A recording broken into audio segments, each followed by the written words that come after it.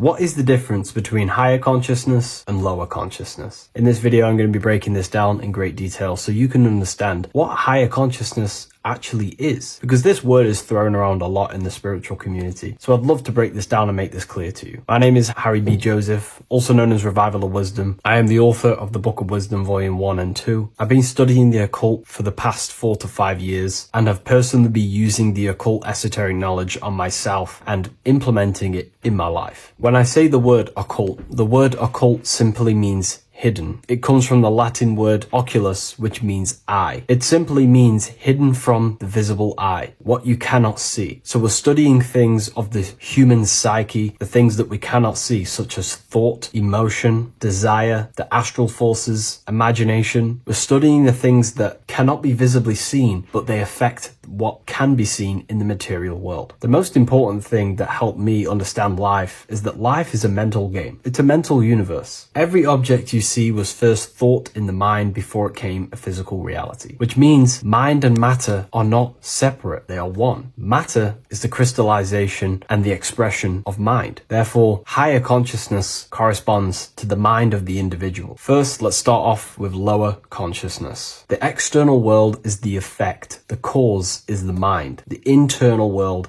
expresses the external world. Reality is created from the inside out. Lower consciousness simply means they're not aware of their internal world. They have no connection with their internal world. They act unconsciously. They are unconscious to their thoughts, what's going on inside their mind. They are unconscious of their hidden desires that drive their physical actions. They are unconscious. This is what in the occult they say spiritually dead, symbolized as a grave or a casket. Someone who is not aware of their internal world and they exist within the darkness. They think, feel, and act unconsciously. They have no awareness of their internal self. They think imagination is just a fantasy, which I don't blame them, because imagination in the modern world is painted to be some fantasy thing. Oh, you're just imagining things. But in the occult, this is a very powerful faculty of the mind. The imagination is the dimension that sits just above the physical plane, that pretty much all thoughts manifest there before it materializes in the material reality. Low consciousness simply means they are in reactive consciousness. The individual reacts to the effects that they have created through the cause of their mind, thoughts, emotions, and actions. If something bad happens in their external reality, their mind starts to think about reacting, complaining,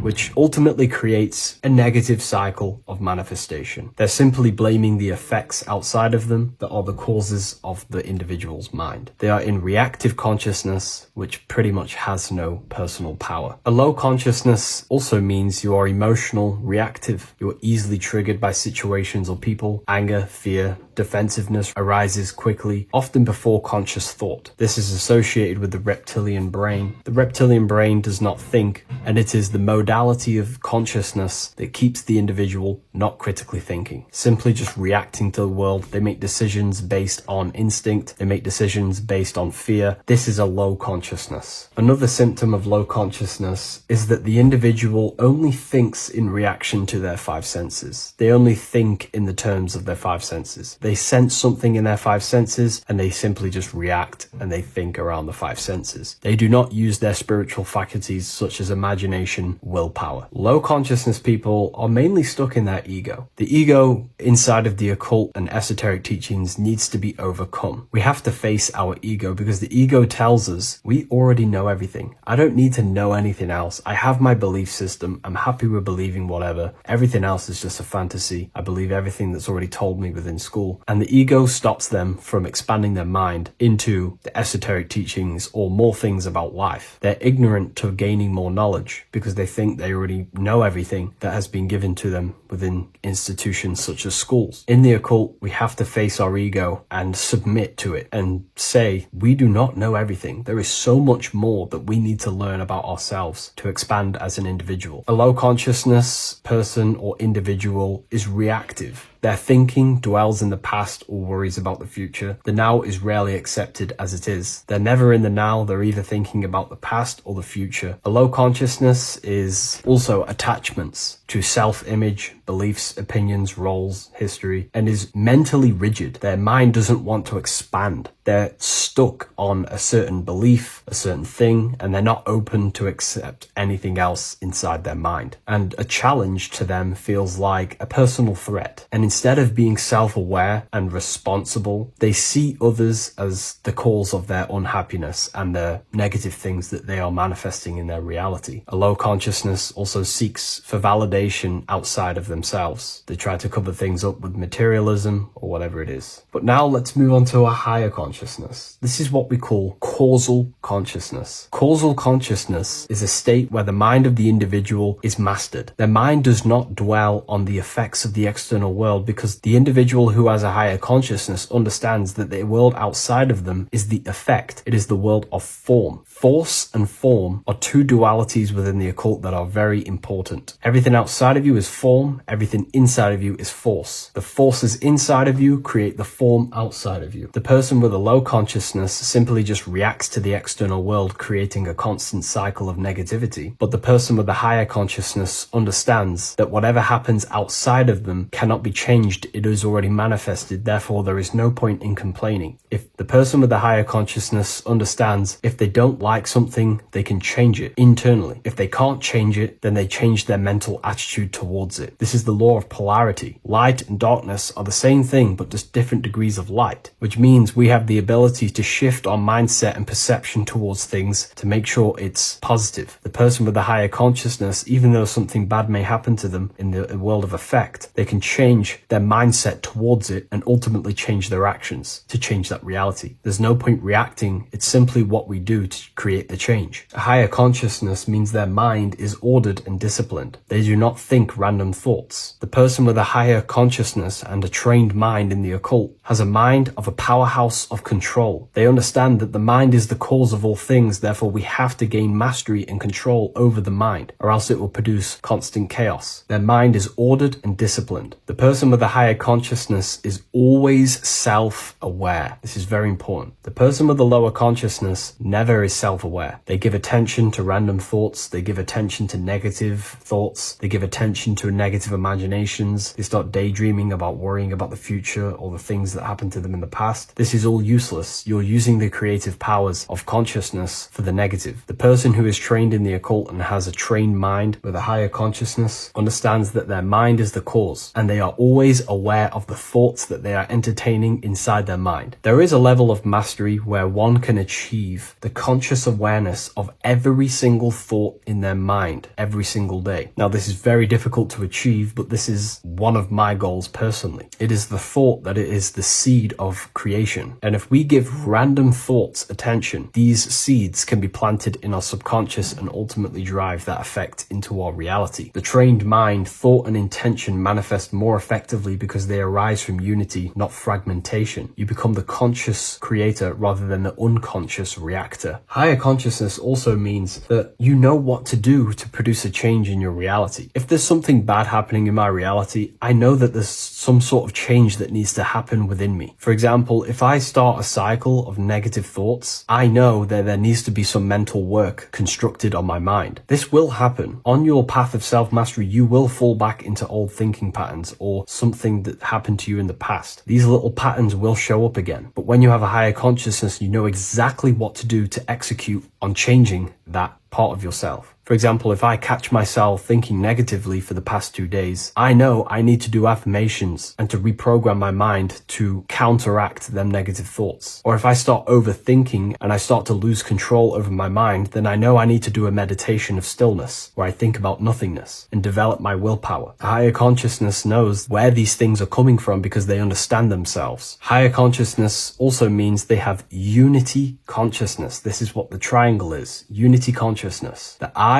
within the triangle. The I in the triangle is the number 1. The triangle is the number 3. These are the 3 expressions of consciousness: thinking, feeling, and acting. And they are one force. If they have a goal in mind that they want to create, a desire in their heart to manifest, they unify all 3 forces of consciousness towards that goal. They think, feel, and act. A person with low consciousness is divided within their own consciousness. They think about creating a business, they feel like they're hungry, and they act scrolling on TikTok. This is what you call divided consciousness. And this is what creates chaos in reality. Their 3 forces and 3 expressions of consciousness are not working together. when we align thinking, feeling, and acting all towards one thing, you can quickly start to generate realities and create worlds. So a person with a higher consciousness will be working, they may get the thought of playing video games, but then they remind themselves of think, feeling, and acting and get back focused on whatever they're trying to create. A person with a higher consciousness will pause before reacting. There is a stillness between stimulus and action where awareness chooses rather than reflex response. A person with a higher consciousness has no fear inside their consciousness, inside their mind, because they understand that fear is the mind killer. It kills the creative powers and forces of the mind. Fear is an illusion, and again, going back to the law of polarity, the person with a higher consciousness understands the laws. That if there is fear, then there is ultimately an opposite of that, which they can transmute their mind from fear into the opposite, which would be strength. They start to fear something, they instantly shift their consciousness into the polar opposite of that, instead of dwelling on fear, which destroys the creative power of the mind. A person with higher consciousness understands they will never die, because they have truly access to mystical experiences, which proves to them that they will not die. The person with the higher consciousness does not identify with the ego, the name, the job, the reputation, because they understand these are constructs of the mind. When you turn off the mind, you are left with the observer. You are no longer the mind, you are the observer of the mind. The person with the higher consciousness seeks to be the observer of their life, looking over their thoughts, emotions, and never dwelling in them too much, because when you get caught up in your emotions, you will be moved by the wind of the emotions. They are the observer of them, and they are connected